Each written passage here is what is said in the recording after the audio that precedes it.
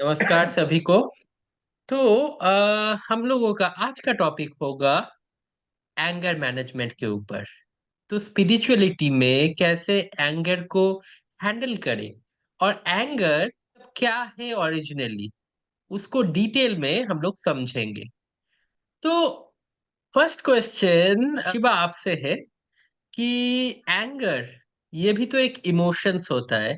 तो स्पिरिचुअलिटी में कैसे ये एंगर को देखा जाता है, तो इसके बारे में थोड़ा सा आप बोलिए। तो जैसे हमें एक चीज समझना होगा कि एंगर ना ही अच्छा है और ना ही बुरा है, और बाकी इमोशंस के जैसे ही वो एक इमोशंस है। बट जब भी आपको एंगर आता है तो सबसे पहले तो जो हम तुरंत रिएक्शन करते हैं, वो रिएक्शन नहीं करना है। विपश्यना में भी जो चित्तानुपसना होता है कि मन के सारे इमोशंस को आप साक्षी भाव से देखो, उससे क्या होता हम्म। है कि सारी इमोशंस का अनित्य जो नेचर है वो आपको दिखाई पड़ता है। तो क्रोध भी ऐसा है, एक समय पे उठता है, कुछ समय तक रहता है, फिर वो चला जाता है। लेकिन क्रोध में अगर कोई इंसान बह जाता है और तुरंत कोई डिसीजन ले लेता है तो उसका खामियाजा जो है उसे पूरे जीवन भर भोगना पड़ता है। तो क्रोध आपके नियंत्रण में तो होना ही चाहिए। तो जब भी आपको क्रोध आए, तुरंत आप कोई डिसीजन नहीं लो, आप वेट करो, न्यूट्रल स्थिति में आओ, फिर वो काम करो। क्योंकि क्रोध में जो है वो समझने की शक्ति आपकी चली जाती है, और जब आपके पास विवेक ही नहीं होगा तो आपका लिया गया डिसीजन जो है वो सही नहीं होगा। तो सबसे पहले हमें समझना होगा कि इमोशन जो है वो पार्ट ऑफ माइंड है। अब अगर आपका माइंड जो है वो आपको चला रहा है, तो सारे इमोशंस आप पे हावी होंगे और आप उसी के अकॉर्डिंग जो है वो बिहेव करोगे, जो कि नॉर्मली हम लोग देखते हैं कि बाकी सारे जीवों में होता है। जैसे कि नेचर जिस तरीके से काम उनसे करवाना चाहता है, नेचर उसी तरीके से उनसे काम करवा लेता है। तो आप एक चीज देखो, जैसे कि हम लोग प्रकृति को भी नेचर कहते हैं और मन को भी हम नेचर कहते हैं, यानी कि मन ही प्रकृति है। तो अगर कोई व्यक्ति जो है वो आध्यात्म के रास्ते में होता है तो वो बेसिकली बोलता है कि मेरा जो डोर है वो अब प्रकृति के हाथ में नहीं रहेगा, वो मेरे हाथ में होगा। यानी कि प्रकृति जो चीज मुझसे करवाना चाहती है जिस समय, वो चीज मैं नहीं करूंगा। मैं अगर करूंगा तो अपने विवेक से करूंगा। इसीलिए हर जगह पे, हर शास्त्र में विवेक को प्राधान्य दिया जाता है। विवेक जो है वो बुद्धि की शुद्धतम रूप है। मतलब अगर आप में इतना कंट्रोल है कि जब नेचर चाह रहा है उस समय आप गुस्सा नहीं करते, जब गुस्सा करने की जरूरत है उस समय आप गुस्सा करते हो, तो फिर मैं कहूंगा कि फिर गुस्सा जो है वो आपके लिए हानिकारक नहीं है। पर जनरली क्या होता है, मान लीजिए कि कोई हमें कुछ कह देता है और सीधे सीधे बोले कि हमारे अहम को चोट लगे, तो फिर वो नेचुरली रिएक्ट करता है। वो ये कहता है कि ये व्यक्ति बुरा है और इस पे हमको इधर चिल्लाना चाहिए या उसको मारना चाहिए, वगैरह वगैरह। लेकिन यहाँ पे जो विवेकवान पुरुष है वो पहले ये देखेगा कि सामने वाला और मुझ में जो है वो गलत कौन है। मतलब ऐसा भी होता है, जैसे कि मतलब कोई भी बच्चा जब दिया देखता है या आग देखता है तो अपने उंगली को उसमें देकर देखना चाहता है। अब उसकी मम्मी पापा जो है वो उसे रोकना चाहता है, लेकिन उसे गुस्सा आता है क्योंकि उसकी बुद्धि इतना मैच्योर नहीं हुआ कि वो इस चीज को समझ पाए। तो ये सिर्फ बचपन नहीं, ये हमेशा की कहानी है कि बुद्धि भी परिवर्तित होती रहती है। तो अगर मैं ये चीज देख पा रहा हूँ क्लियरली कि अपने ईगो को साइड में रख के कि वहां पे गलत मैं हूँ, तो इस बात से मन में द्वेष तो जन्मेगा, पर वो हमारे रिएक्शन में ना हो। और एक टाइम पे इतना कंट्रोल हम में आ जाएगा कि कब कहाँ गुस्सा करना है, कब कहाँ रिएक्ट करना है, वो हमें समझ आ जाएगा। तो अगर हम में इतनी क्षमता है कि बाहर का विषय और इंद्रिय टकराता है, फिर मन में इमोशंस जगता है, लेकिन कब, कहाँ और कितना, मतलब किस हद तक हम उस इमोशंस को इस्तेमाल कर पाए और रिएक्शन का लेवल जो है वो पूरा का पूरा हमारे कंट्रोल में हो, तो फिर वो चाहे कोई भी चीज हो, एंगर भी क्यों ना हो, तो भी आपको उससे कोई प्रॉब्लम नहीं होगा। क्योंकि एक चीज आप गौर से देखो, ये जो गुस्सा है ना, इसकी भी आपको आवश्यकता है। आप ऑफिस में हो, खास करके कोई लड़की अगर ऑफिस में काम कर रही है और उसके साथ अगर कोई हैरेसमेंट हो जाता है, फिर उसका गुस्सा निकालना जो है वो बहुत स्वाभाविक है। इस संसार में रहने के लिए आपको हर एक इमोशंस का इस्तेमाल करना आना चाहिए। एंगर भी वही है, जहाँ पे गुस्सा करना आवश्यक है वहां पे आपको गुस्सा करना भी है, और जहाँ पे आपको लगता है कि यहाँ पे गुस्सा करना निरर्थक है, व्यर्थ है, वहां पे आपको गुस्सा नहीं करना है। तो गुस्सा जो है वो अच्छा या बुरा नहीं होता, आपको इतना सामर्थ्यवान होना चाहिए कि उसका आप पूरे विवेक के साथ इस्तेमाल कर सके। अगर हमें समझ में आता है कि क्रोध की वजह जायज है तो फिर तो ठीक है। बट जनरली आप देखोगे कि क्रोध जो होता है वो डिजायर की वजह से आता है। भगवत गीता का एक श्लोक है, क्रोधा भवति सन्मोह, सन्मोह स्मृति विभ्रम, स्मृति भंशाद बुद्धिनाश, बुद्धिनाश प्रणश्यति। तो जब भी हमारे आंखों से बाहर का विषय, कोई व्यक्ति या वस्तु टकराया, फिर उस चीज का डिजायर हम में उत्पन्न हुआ, फिर हम जब उस चीज के पीछे भागते हैं वो हमें नहीं मिलता, फिर क्या होता है, हमारे अंदर क्रोध उत्पन्न होता है।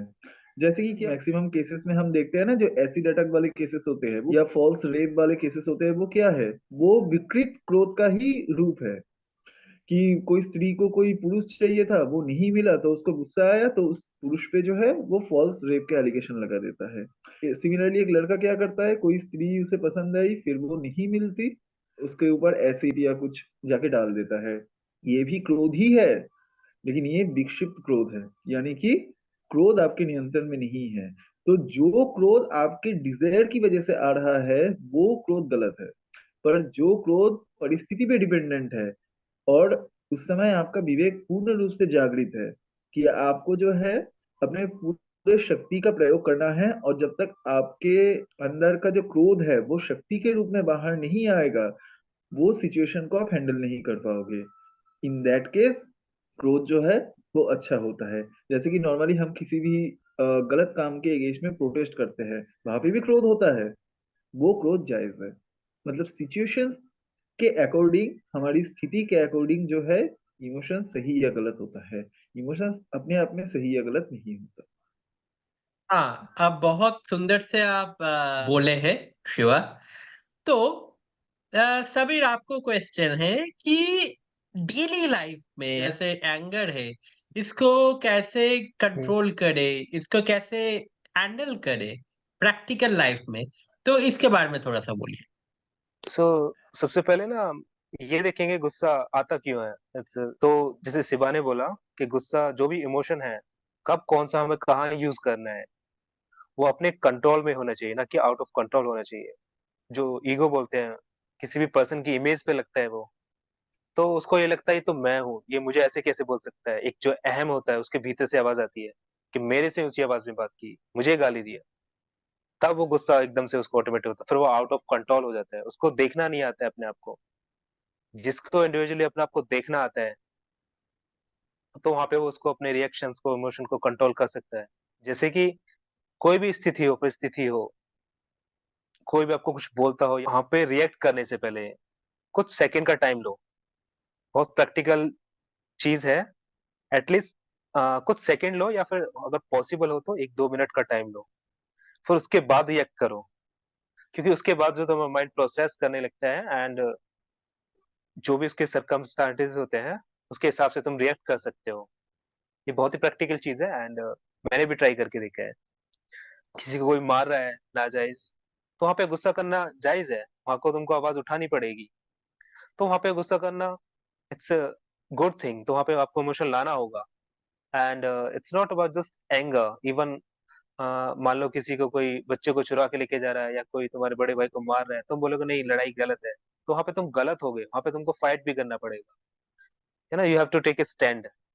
इवन भगवत गीता में भी एक्सप्लेन है। तो वही है, कौन सी चीज कहाँ पे यूज करनी है, वही है। अगर झूठ से किसी की जान बच रही है तो झूठ भी अच्छा है। तो गुस्सा भी ऐसा है, गुस्से से भी किसी की जान बच रही है, किसी का भला हो रहा है, तो गुस्सा भी अच्छा है। लेकिन अगर गुस्से से किसी का नुकसान पहुंच रहा है, किसी को दुख पहुंच रहा है, तो वो गलत है। तो ऐसा होता है, ना कि गुस्सा सही गलत है, वो परिस्थिति के हिसाब से होता है। तो फर्स्ट ऑफ ऑल क्या ना, अपने आप को देखना है, टाइम लेना है। कोई भी स्थिति हो, कोई भी इमोशन हो, उसमें ज्यादा बहना नहीं है, इमोशनल नहीं होना है, माइंड पे कंट्रोल रखना है। टीवी पे चैनल होते हैं ना, तो उनको चेंज करते हैं, तो एकदम से दूसरे इमोशन में जाते हैं। तो दूसरे इमोशन में जाने से पहले थोड़ा-सा टाइम लें, 5 सेकंड का वो प्रोसेस होता है। तुम नॉर्मल हो जाते हो, जो नॉर्मल तुम्हारा सोल का, आत्मा का नेचर होता है, वहाँ आते हो, फिर तुम दूसरे में जाते हो ईज़िली। अगर ऐसा स्विच करते रहते तभी माइंड को रिलैक्स नहीं मिल पाता है। सेम वो चीज़ एंगर पे भी अप्लाई होगी। तो इस बारे में मेरा यही कहना है कि एंगर से आप मैनेज कर सकते हो इसको। बाकी सारा ये आपका अहम का और ईगो का खेल है। जो इसको समझ गया वो इनसे परे है। आपने बहुत सुंदर से एक्सप्लेन किया। Thank you so much. मैं यहाँ पर और थोड़ा सा बोल दे रहा हूँ कि हम लोगों के सब इमोशंस जितना भी है, एंगर, हैप्पीनेस, जितना भी है, सब हम लोगों का सीड ऑफ कॉन्शियसनेस, जैसे हम लोगों के अंदर ही कॉन्शियसनेस का जमीन है, और वहां पर डिफरेंट डिफरेंट सीड्स है। एंगर्स भी वैसे ही सीड्स है, हैप्पीनेस भी वैसे ही सीड्स है, कंपैशन भी वैसे ही है। तो जैसे सीड को पेड़ या स्प्राउट होने के लिए उपयुक्त जगह होना चाहिए, एनवायरनमेंट होना चाहिए। सेम ऐसे ही एंगर को अगर वो कॉन्शियसनेस में हम लोग अगर पानी देते हैं, पानी मीन्स हम लोग गुस्सा क्यों करते हैं, हम लोग सोचते नहीं है।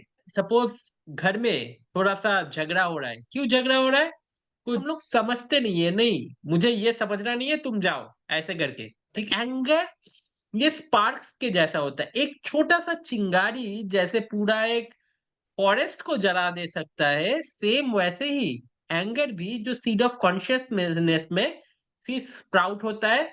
पानी दे रहे, पानी मतलब फ्रस्ट्रेशन का पानी, मतलब वो हम लोग थॉट प्रोसेस में होते रहते हैं कि नहीं ये मुझे बोला है, क्यों बोला है, क्यों बोला है, इसको मारना हो, इससे कुछ झगड़ा करना है, एंगर स्टार्ट हुआ। ठीक है, पहले समझना पड़ता है क्यों ये हो रहा है, उसके बाद वेट करना पड़ता है ये ठीक होगा गुस्सा करने से या नहीं होगा।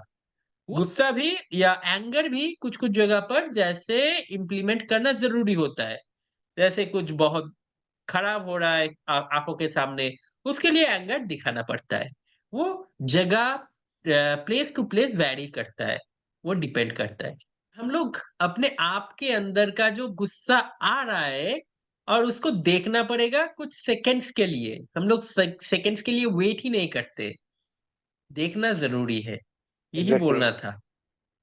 तो आज यही तक ही हम लोगों का ये पॉडकास्ट सेशन था। एक नया एपिसोड हम लोग बहुत जल्द लेके आएंगे और एक नया डिफरेंट टॉपिक के ऊपर हम लोग डिस्कस करेंगे। सभी का मंगल हो, और आज के लिए यही तक। नमस्कार टू एवरीवन।